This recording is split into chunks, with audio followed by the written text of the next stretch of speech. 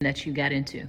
What were you seeing within your community that I know I know that you loved politics from a young child because no child is usually as socially aware at the age of 8 and 9 to know and remember who their mayor was at that time. Who their what was? Who their mayor was at that time. I was 13 or 14 at the time. Yeah, even 13 or 14. People, people don't always take notice of things like that. Well, it really impressed me because of the fact that he was black.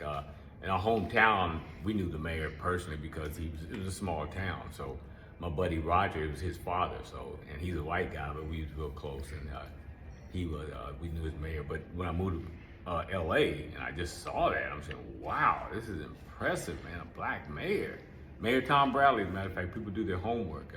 My grandmother actually has a picture. But if I'd known that, I would have brought the picture. My grandmother was honored.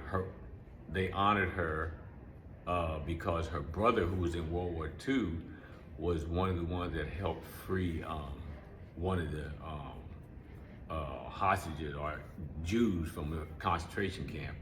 So he had passed. He was deceased, but they gave my grandmother the award. Tom Bradley did. So I wasn't able to make it because in Northern California at the time, but I got the pictures and everything. My grandmother sent all that to me.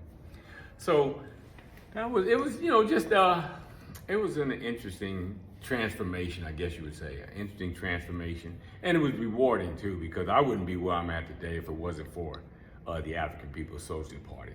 And let's just make that distinction, because prior to that in San Francisco, I was searching, and I had became the youth president of the NAACP there in San Francisco.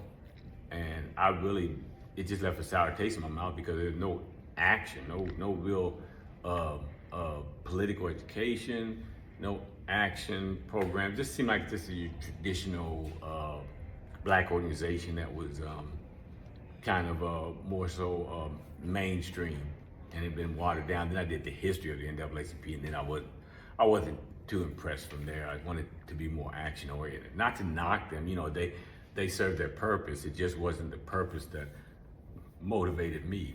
I wanted something more action oriented. When I went to the WHO movement, which was, they continued, I guess you would say, where the Black Panther Party left off. And the Black Panther Party was a black revolutionary organization, and they were definitely active in the community, and they were known worldwide, internationally, and the WHO movement as well.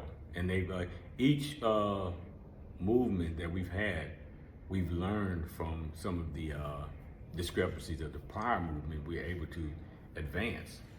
Now, so even though I'm no longer a member of the WHO movement, I have great respect for them, and I strongly encourage people in our communities.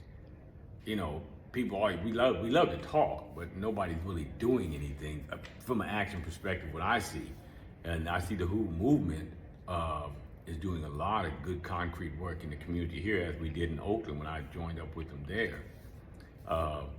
And so I'm more of a proponent of that, not to discredit the other organizations. I just, came up through the revolutionary ranks. I guess I was exposed to that too as well when I was in the Marine Corps. That's when I went into, after I got out of high school, I went into the Marine Corps, and had my problem there politically, but I understood how they got things done. And so I guess I continued that on into my civilian life, is what we refer to it as, from the military life to civilian life.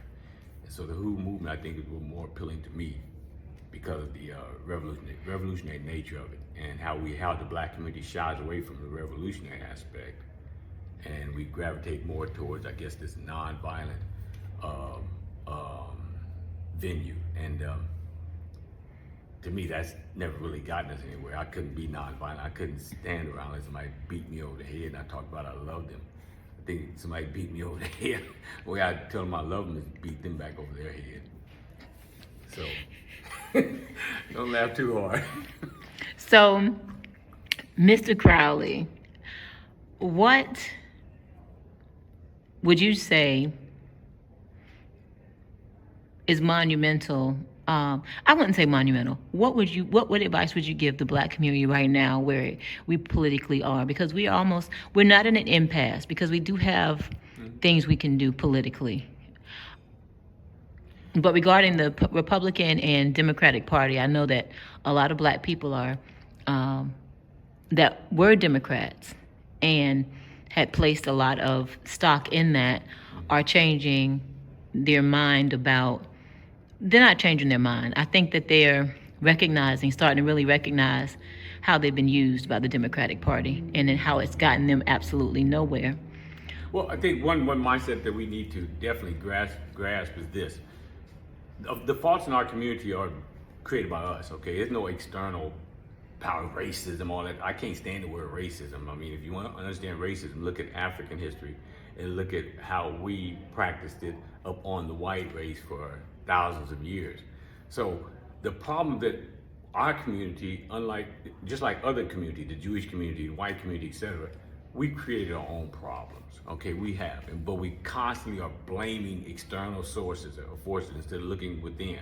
The problem that we have are internal. Okay, yes, there are external interventions and external problems, contradictions, but the overall thing is, how do we respond to it? So, for instance, when we say they, okay, the Democratic Party and the Republican Party have been crippling to our community and probably to the white community and other communities as well.